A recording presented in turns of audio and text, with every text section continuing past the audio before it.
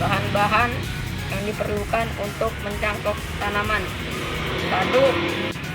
Sabuk kelapa, 2. Tanah, 3. Tali rapia, 4. Pisau, 5. Gunting akulasi, Z. Perangsang tumbuh.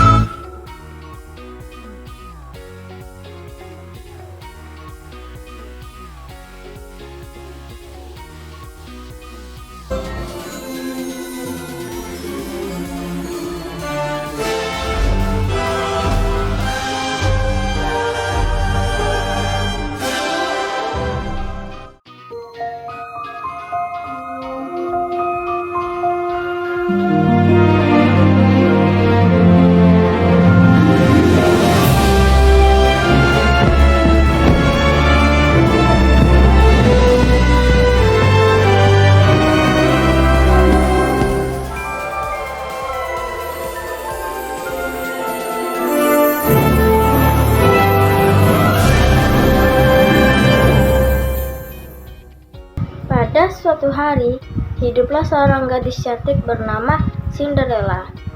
Cinderella hidup bersama kedua saudara tirinya, Anastasia dan Gisela. Dia dijadikan pelayan dan diperiksa di rumahnya sendiri oleh ibu tiri, Anastasia dan Gisela.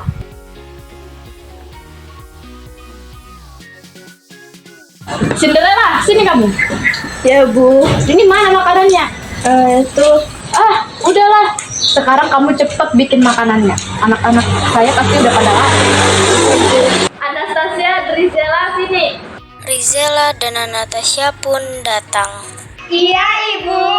Anakku, cepat siap-siap sarapan. Cinderella mau bikinin kalian makanan. Cinderella, urus mereka. Baik, Ibu. Ibu tiri pun meninggalkan mereka bertiga di ruang tengah. Cinderella, cepetan buatin kita makanan. Orang udah lapar juga. Sama air buat kita mandi. Air hangat ya. Ingat. Tenang saja, aku akan melakukan apa yang kalian perintahkan. Akhirnya Cinderella pun pergi membersihkan seluruh pelosok rumah. Saat membersihkan kamar saudaranya, ia bergumam kecil. Mengapa si ayah harus meninggalkan aku secepat ini? Aku baru tahu kalau ibu tiriku dan kakak tiriku sejahat ini. Tak selang beberapa lama terdengar suara ketukan pintu. Cinderella pun segera membuka pintu tersebut. Ia melihat ada sebuah kertas bergulung di pintu tersebut. Cinderella berlari ke ruang tengah untuk memberikan kertas tersebut kepada ibu tiri dengan terburu-buru. Ibu, ada apa sih Cinderella teriak-teriak? Ibu ada Ada pesta dan sedari pangeran di istana. Pasti anak-anakku senang. Anastasia, Drizella, sini. Anastasia dan Rizella pun segera menghampiri ibunya dan bertanya, ada apa ibu memanggil kami? Ada undangan pesta dansa dari kerajaan, jawab sang ibu. Malam ini siapa saja boleh ikut. Kalian harus dandan yang rapi ya, karena akan bertemu dengan ratu dan juga pangeran Antonio. Baik ibu, jawab mereka berdua. Hai Cinderella, jangan harap mau bisa ikut ke pesta dansa itu. Iya betul, jangan harap. Drizella, ayo kita mau, ayo gas. Kedua saudara tirinya pun pergi membeli gaun, sedangkan Cinderella sibuk menyapu halaman rumah. Padahal aku ingin sekali ikut pesta dansa itu. Kita pulang. Cinderella, cepetan beresin gaun-gaun kami yang cantik ini. Betul, udah gak sabar nunggu nanti malam. Pada malam hari di loteng, saat semua orang sudah pergi ke pesta dansa istana, tinggallah Cinderella sendiri. Padahal aku ingin sekali pergi ke pesta dansa itu. Simsalabim, Ibu Peri datang. Kamu siapa? Aku adalah Ibu Peri. Jangan takut Cinderella, aku tidak akan menyakitimu. Dan aku akan membantumu. Kamu sangat ingin kan pergi pesta dansa itu? Aku akan membantumu sekarang. Ada kadabra. Pejamkan matamu. Wah, aku berubah. Terima kasih Ibu Peri. Ya, sama-sama. Tapi ingat, kamu tidak boleh pulang lewat dari jam 12 malam ya, Cinderella. Cinderella segera berangkat bersama satu orang pengawal. Sesampainya di sana, Cinderella mulai memasuki istana. Cinderella sangat terlihat mempesona dan bersinar. Sampai-sampai orang di dalam istana tersebut terpesona, termaksud ibu tiri dan kedua saudara tirinya.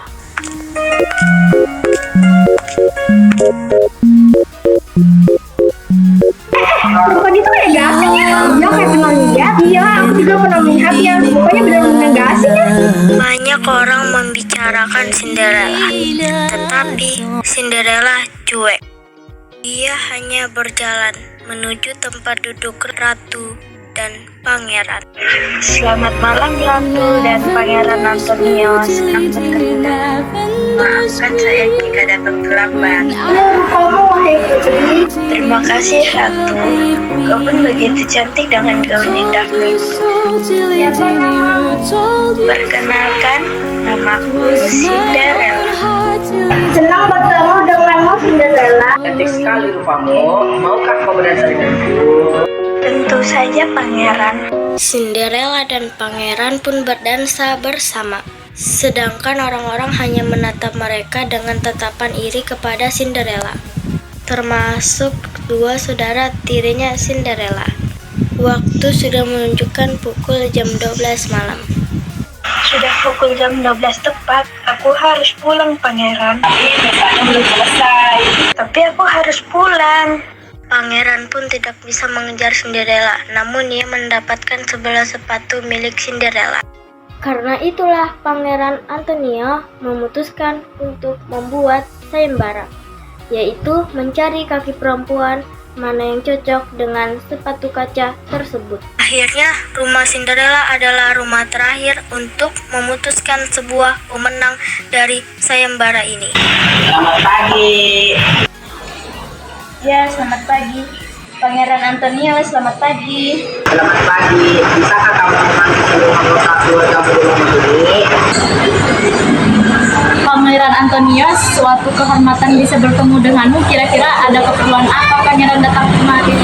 Cinderella hanya terdiam melihat sepatu kaca miliknya yang dipegang oleh pengawal. Aku ingin anak-anak perempuanmu mencoba sepatu ini yang kakinya muat akan tinggal bersama raja, ratu, aku dan adik perempuanku. Wah, sepatu kaca yang indah. Anak-anakku akan mencoba sepatu ini. Kedua saudara tirinya Cinderella pun mencobanya sampai-sampai mereka bertengkar ingin mencoba sepatu kaca itu. Iya dulu. Siapa yang pertama? Aku duluan lah.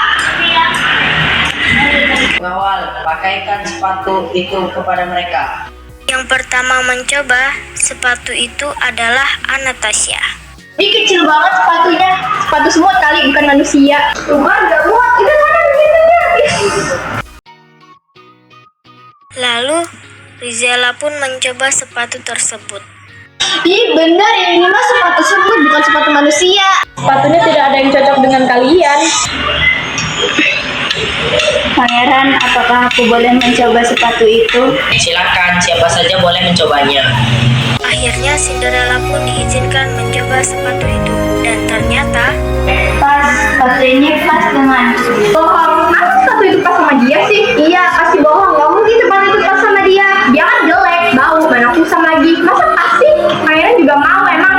Jadi kalau wanita itu Maukah kamu menikah denganku dan tinggal bersamaku di istana? Ya pangeran, aku mau. akhirnya Putri dan kedua saudara tirinya Cinderella dibawa ke istana untuk dijadikan sepatu. Sedangkan Cinderella dan pangeran hidup bahagia di istana selamanya.